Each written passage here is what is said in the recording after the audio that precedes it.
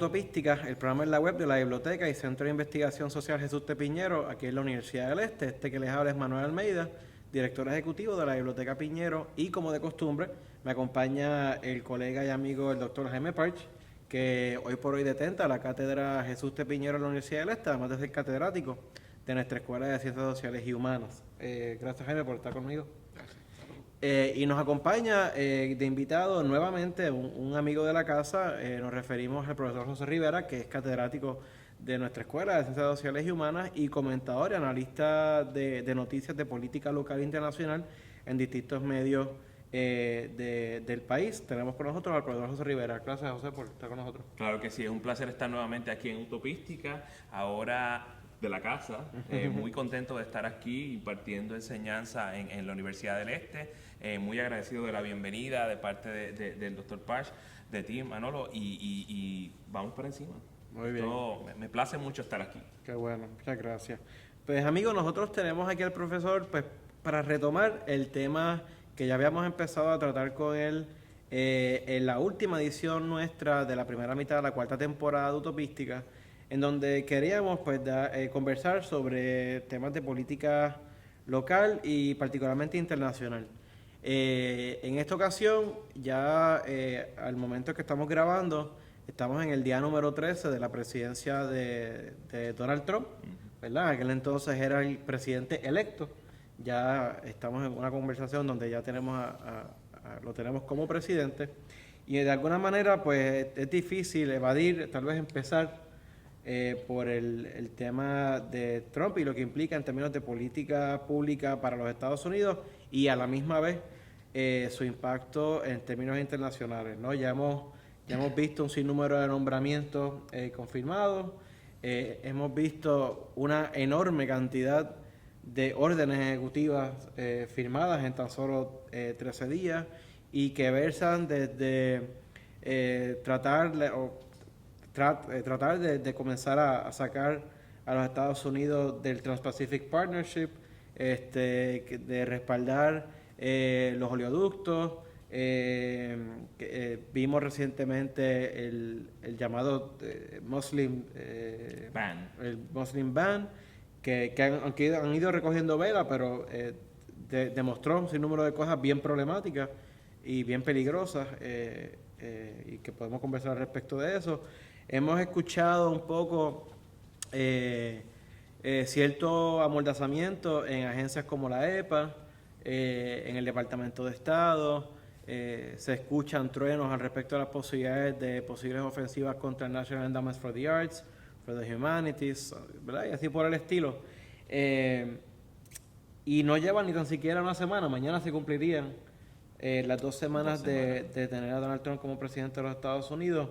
Así que te hago una pregunta, digamos, general, pero a modo de comenzar la conversación, José, y es que, ¿qué más podemos esperar o seguir esperando de la presidencia de Trump, tanto a nivel nacional como a nivel internacional? Una de las cosas que había remarcado de las apenas 2 semanas de la presidencia de Trump es algo que surgió en la conversación con otro colega y amigo profesor, Javier Colón, y es la característica imperial de esta presidencia. Interesantemente, en las 2 semanas que lleva Trump ha firmado más órdenes ejecutivas que en los últimos meses de la presidencia de Barack Obama, basado en el caso de Obama en la frustración que siente ante el tranque perenne permanente del Congreso, que no quiere ni siquiera ventilar, ni discutir, ni debatir, ni deliberar ninguna de las iniciativas que son propias tanto de la presidencia como del Congreso, porque hay que gobernar. Sin embargo, este hombre ha sido capaz de emitir una decena y media de órdenes, casi a razón de una por día, o más de una por día, remarcando nuevamente o distinguiendo esta presidencia como una de las más directas, de las más imperiales existentes, y me parece que irónico, sobre todo porque el epíteto de imperial, el epíteto de tirano, el epíteto que se le da al presidente de estar excediéndose en sus capacidades, según lo describe la Constitución de los Estados Unidos, ha sido para Obama.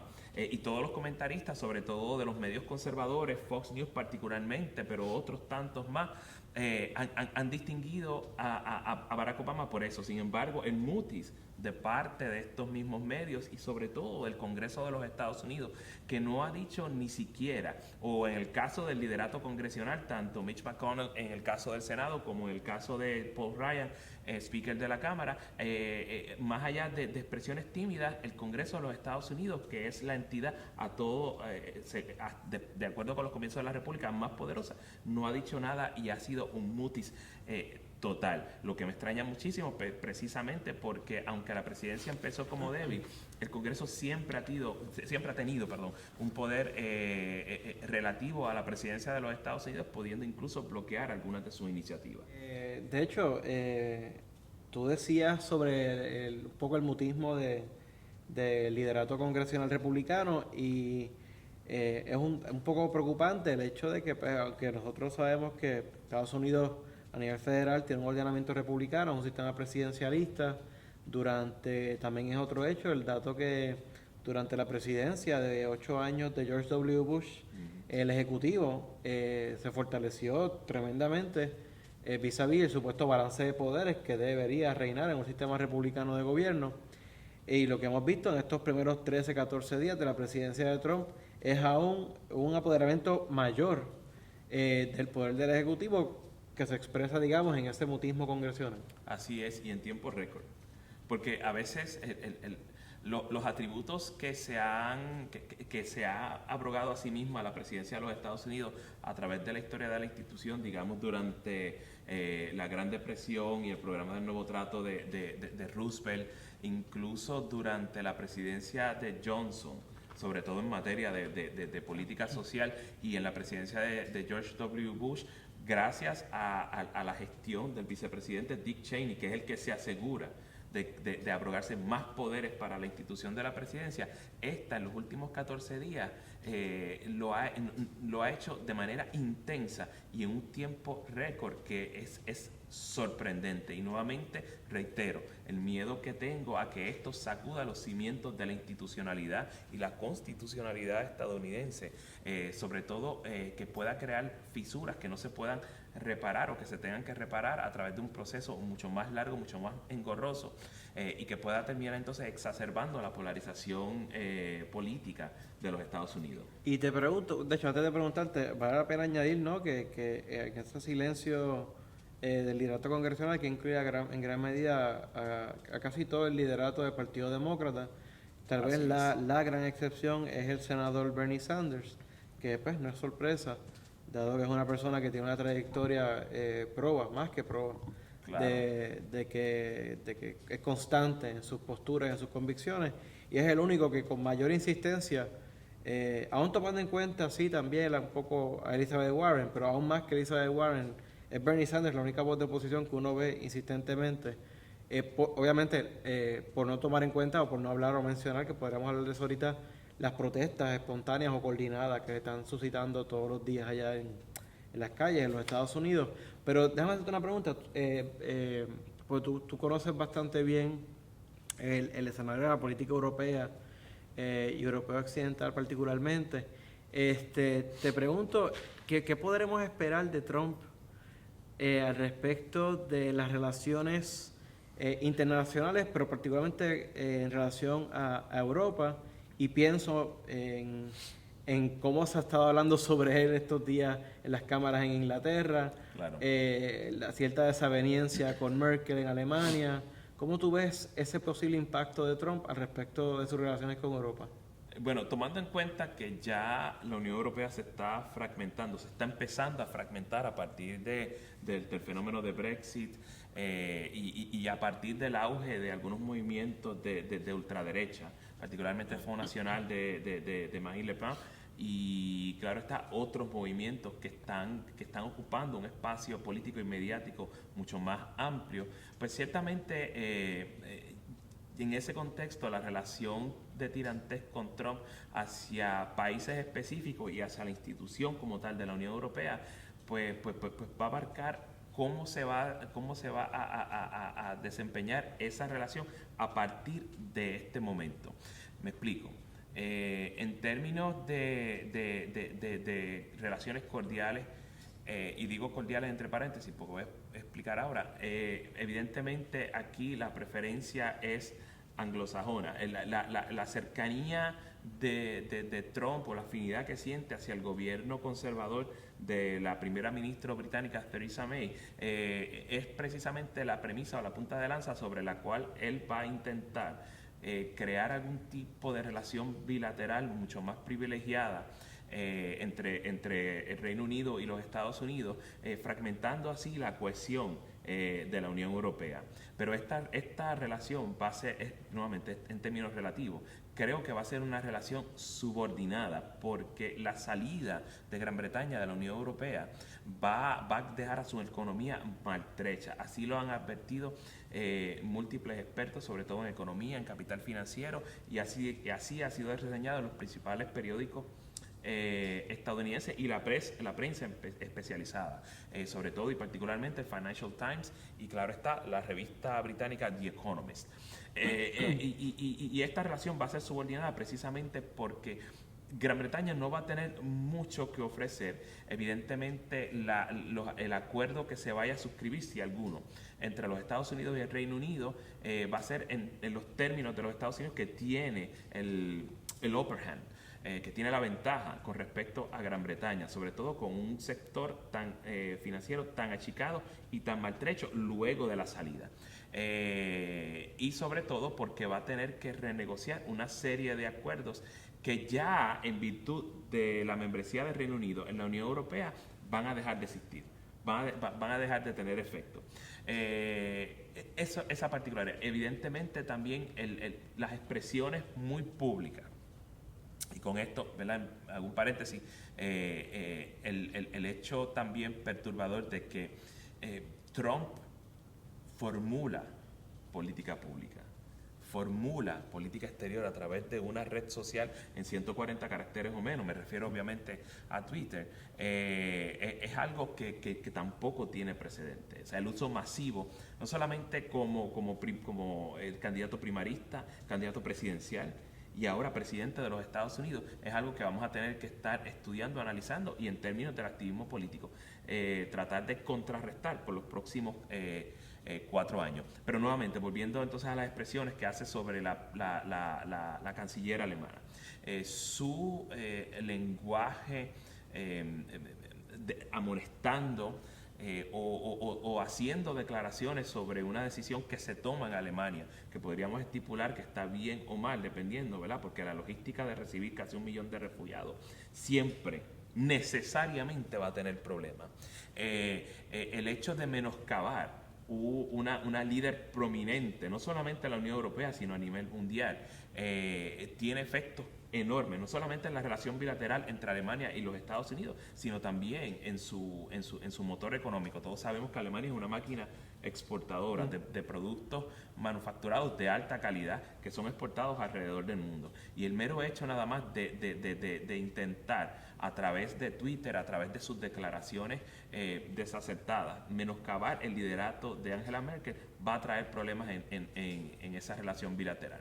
Vamos a hablar de la relación con Rusia, aunque antes de eso quiero hacer mención, y esto me ha valido muchas críticas, sobre todo de parte de algunos colegas y amigos de izquierda, ¿verdad?, que expresan algunas opiniones ortodoxas. O sea, en términos estratégicos, y aquí, ¿verdad?, yo veo las cosas como son, no como quisiéramos que fueran, pero hay algo en lo que Trump podría tener razón.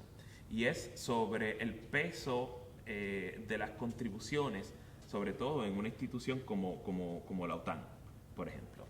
Y es cierto, más del 80% del presupuesto de la Alianza Atlántica es financiado por los Estados Unidos de América.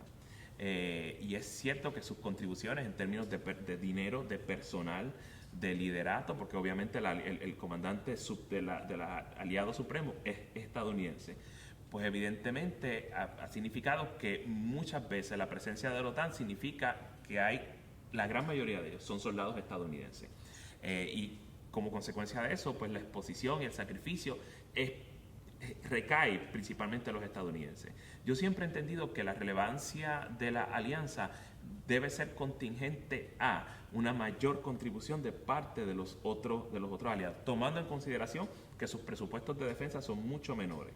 Pero yo creo que debería haber una presencia mayor de soldados británicos, de soldados franceses, de soldados daneses, de soldados polacos, sobre todo de los miembros de la alianza en términos en la región que conocemos como Mitteleuropa, es decir, Europa Central y Europa Oriental. ¿Para qué? Para tratar de crear un contrapeso a la influencia de Rusia. Y no me refiero meramente a cuestión en términos de números de tropas, en términos de operaciones psicológicas, operaciones propagandísticas y evidentemente crear algún tipo de readiness que pueda entonces nuevamente contrarrestar la influencia rusa en esa región.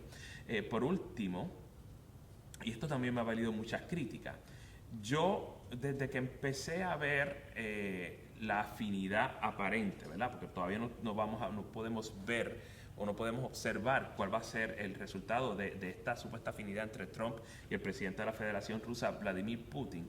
Yo desde el principio, y tomando en consideración algunas regiones problemáticas del mundo, particularmente Medio Oriente, particularmente Siria, yo no veía en ese renglón, ¿verdad? Para aclarar, en ese renglón particularmente, yo no lo veía con tan malos ojos. Me parece que aquí hay una oportunidad importante, sobre todo, ¿verdad? Si Trump se echa un poco para atrás y permite que su aparato de seguridad nacional actúe al respecto.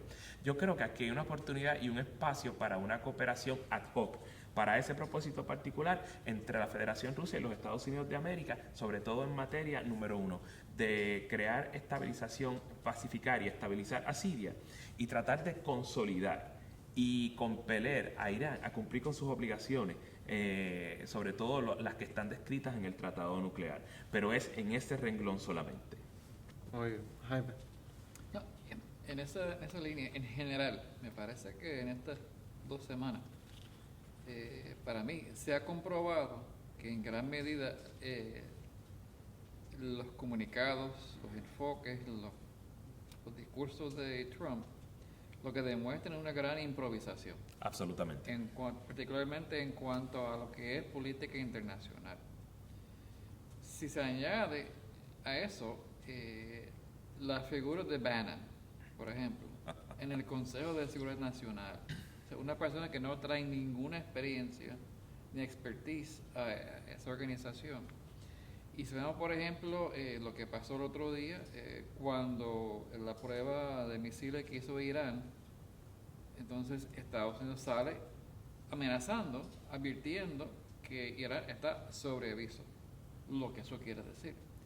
Llega la nueva embajadora a Naciones Unidas y amenaza, su primera hora, amenaza a los miembros de que ella va a estar pendiente quién está con ellos y quién no, y que va a apuntar, ¿no? Como si fuera una maestra de escuela.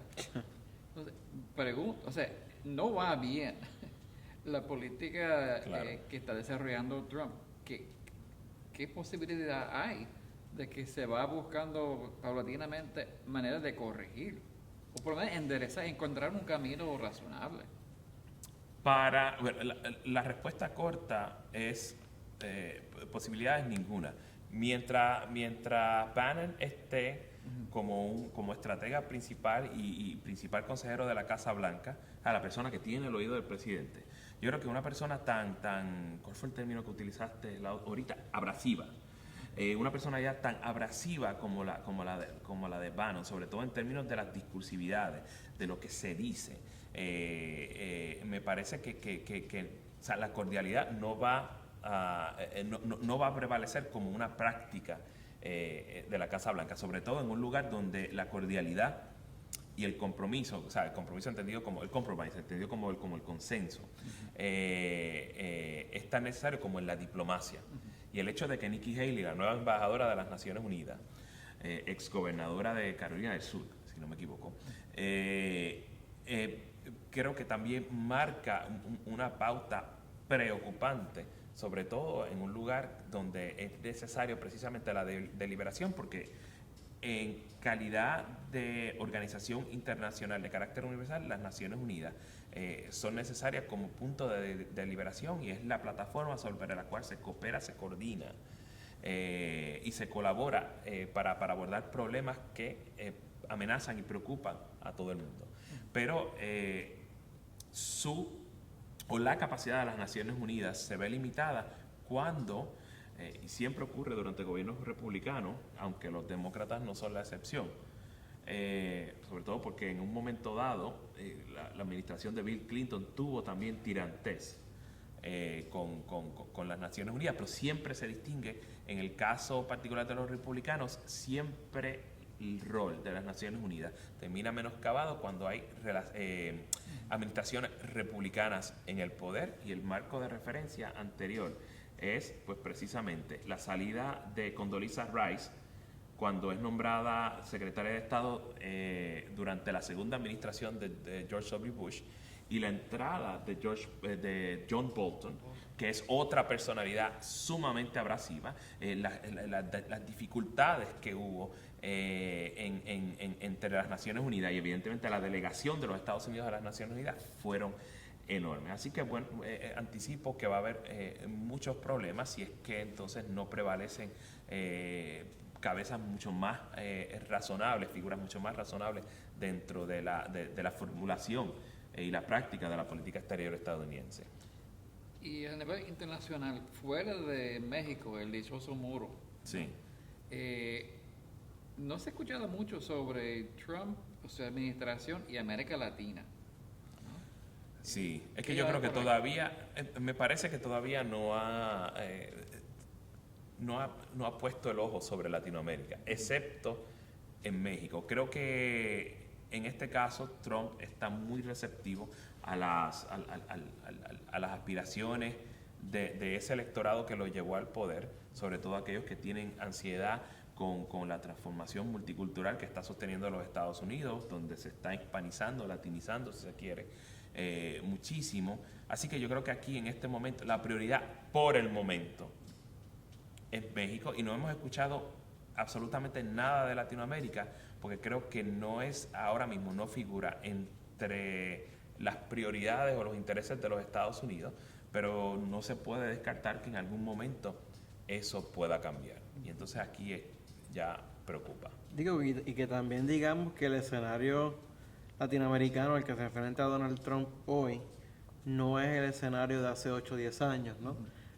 Muchos de esos movimientos que se hicieron llamar de izquierda y que hicieron gobierno, pues o han venido a menos o han cambiado, Claro. ¿verdad? Han tomado un giro catastrófico como en Venezuela. Exacto, en el caso de Argentina, pues hubo cambios, se venció el kirchnerismo, Brasil. en Brasil, los casos de corrupción de parte y parte. O sea que realmente es una América Latina pues bastante distinta. Lo otro que entonces un poco me pregunto es el asunto de, no ya desde la izquierda, ni de fuerzas opositoras, ni progresistas, ni de la óptica del Partido Demócrata, aunque los incluye lo que voy a decir. Yo me preocupo hasta cuándo la derecha liberal va a tolerar a Donald Trump. Porque si yo me fuera a identificar, si yo soy un empresario, yo lo que quiero es estabilidad. Yo lo que quiero es estabilidad para yo conducir mis negocios. Claro. Yo lo que quiero es una agenda de gobierno, de política pública que adelante mis intereses, pero no disparar de la baqueta, digamos, O sea, es decir, raya en o sea, es tan burdo lo que parece a veces sus actuaciones y su equipo de trabajo, que si yo fuera republicano, yo digo, o sea, esto no es permisible. O sea, esto no es permitido. Yo me pregunto en qué momento, no tanto por Ryan, pero hay un establishment o hay una especie de consenso Claro. liberal de la derecha, de la centro derecha, que en algún momento, me imagino yo, los llevaría a actuar de alguna manera. No sé cómo se vería eso o cómo se expresaría eso, ¿O pero qué forma tomaría? Sí. Exactamente. La respuesta corta a esto es no sé. porque como ha pasado tan poco tiempo, pues todavía no sabemos qué forma y hasta cuándo lo van a tolerar. Pero ciertamente Donald Trump está probando sus límites. No obstante, pienso que si fuese a haber algún tipo de tirar una raya y decir hasta aquí llegaste, va a ser en la cercanía de las elecciones congresionales, de aquí a poquito. A 2 años. Creo que me parecería que si la derecha liberal fuese a articular una respuesta, Cercano verano 2018. exactamente, sería por ahí, sería hacia verano 2018 y evidentemente esperando a que en algún momento los resultados de las políticas de Donald Trump se manifieste. Por lo tanto, habría que ver, pero me parece que ese alineamiento de fuerzas, más allá, por ejemplo, de las manifestaciones que hubo el día después que fue electo presidente, el día después que fue inaugurado y evidentemente las protestas en el aeropuerto luego de la orden ejecutiva de prohibición, si esto se convierte en una organización permanente o perenne de masas que articule una plataforma contestataria a las políticas de Donald Trump y cree crisis y se manifieste de alguna manera u otra, de manera discursiva o incluso física, a las violencias, pues podría entonces quizás darle pausa a la administración Trump. Pero desde la derecha liberal, me parece que el momento de esta va a ser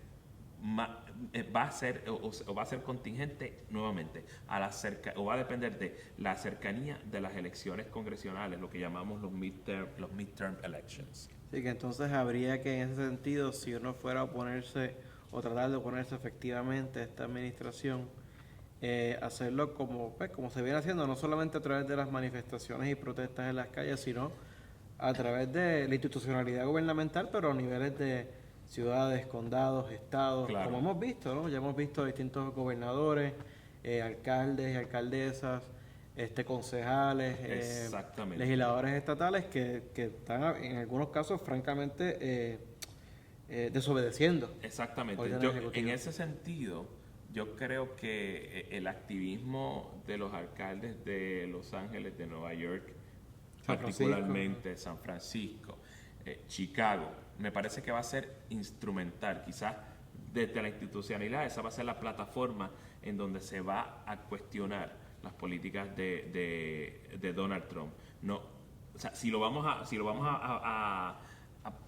pauta va a ser más temprano, entonces va a ser desde los gobiernos locales, los gobiernos de las grandes ciudades, que dicho sea de paso son los motores económicos de la nación, y claro está, la prensa.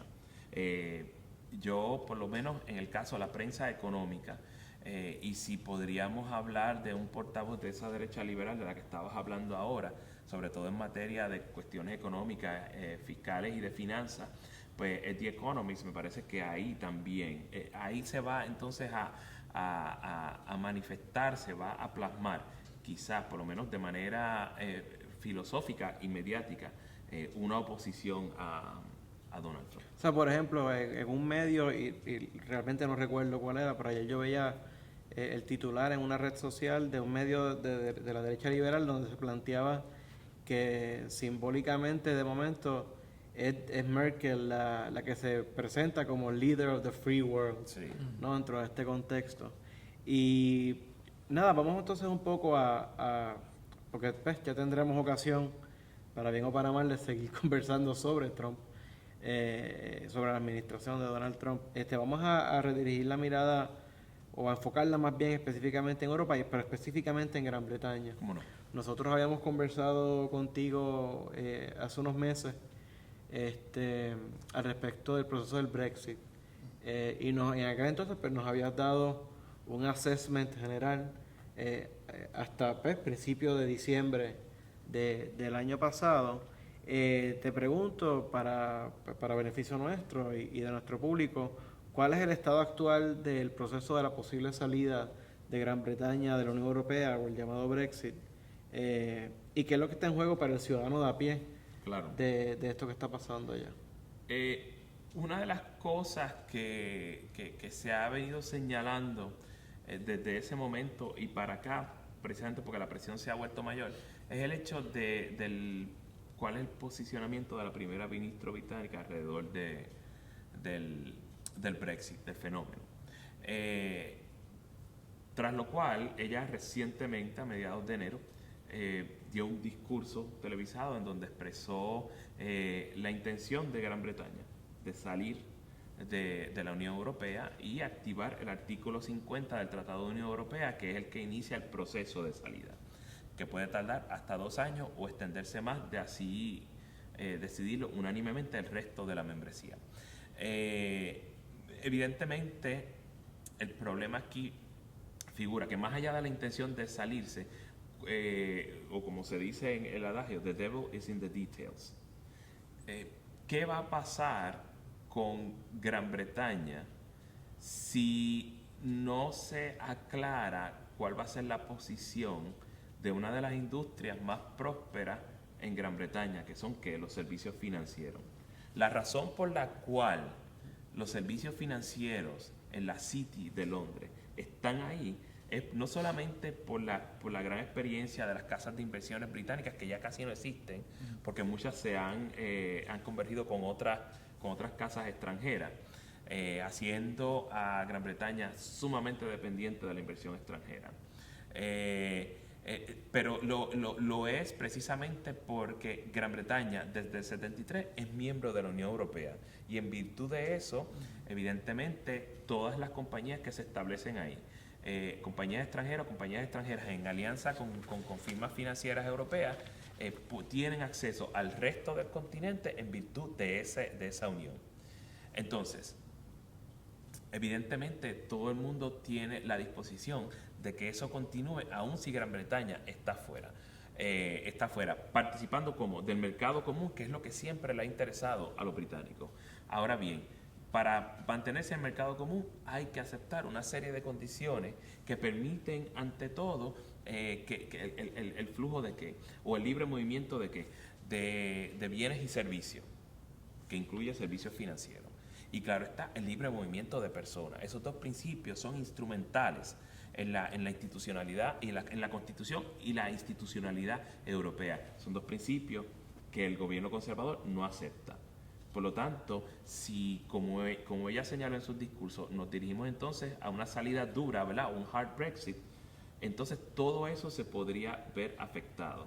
Ahí entonces encajamos con lo que dije temprano, ¿no? La visita de la primera ministra británica es tratando de buscar pautas y lugares donde entonces los mercados se puedan reabrir. Pero lo que eso sucede, podría haber, ¿verdad?, estamos especulando, podría haber un periodo de declive consistente en la economía británica, en lo que eso se resuelve.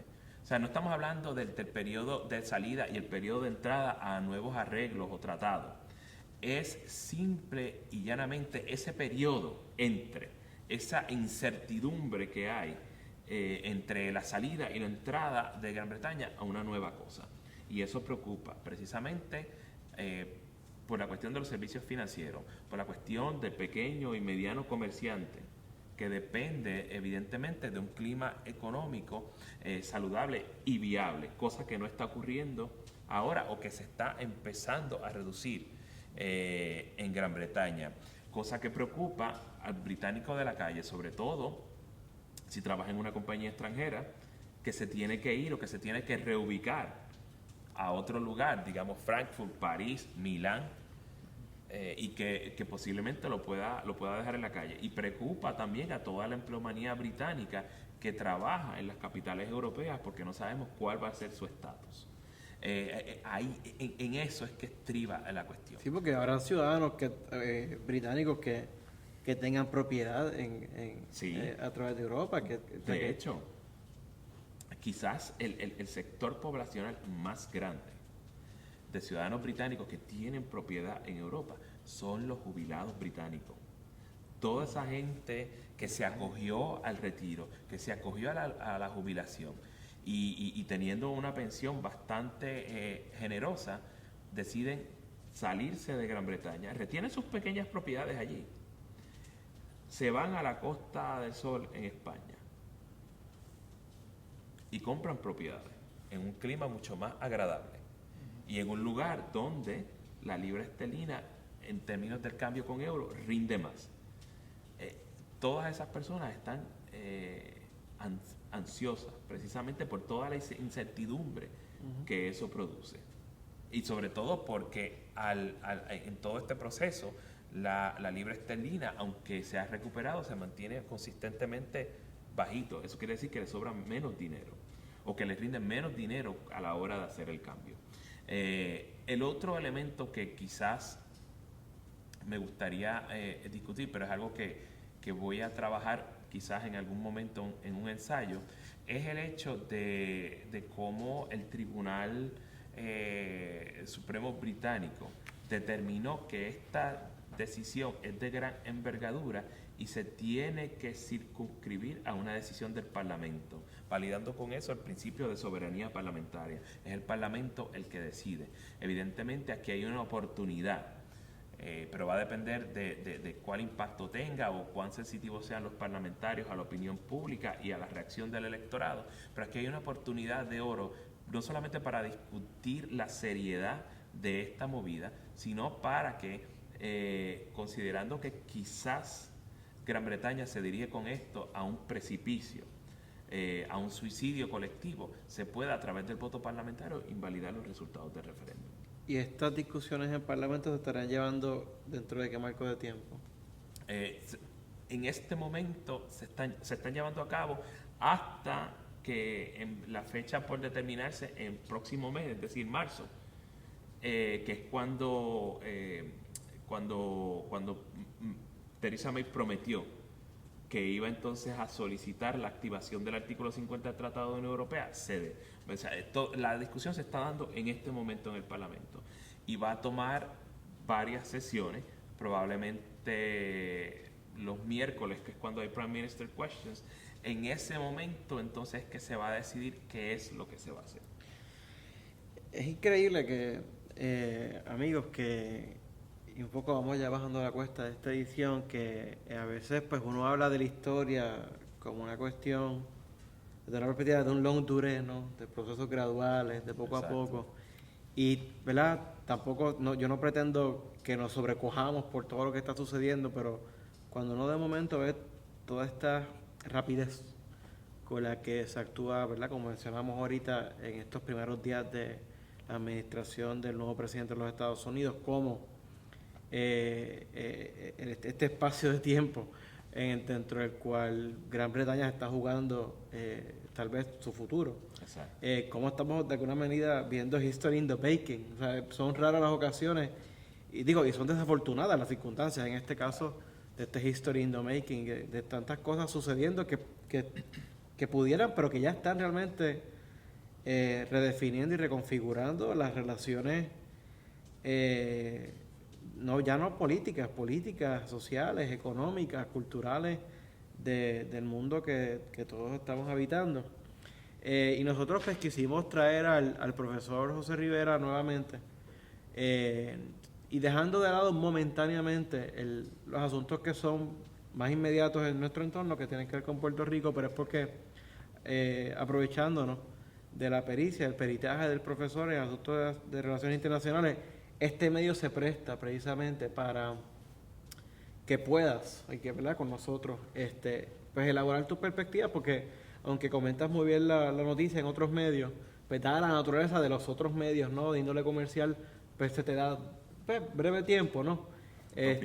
La ventaja, ¿no? En ese sentido, de programas en la web y que no son comerciales y que no, digamos, no están on the clock ahí todo el tiempo, pues queríamos que nos dieras una mirada mucho más informativa sobre todo el asunto que hemos tratado, por lo que queremos de parte de la familia autopística darte las gracias por estar con nosotros de nuevo. Claro que sí. Y seguramente vendrás de nuevo de invitado para conversar y darnos updates o tratar algún asunto del momento.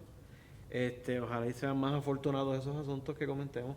Y también quiero agradecer la participación como panelista del doctor Jaime Parch. Muchas gracias, Jaime. A la compañera Carla y Radamés detrás de la cámara. Y gracias a todos ustedes por su sintonía. Nos vemos la semana que viene. Que estén bien.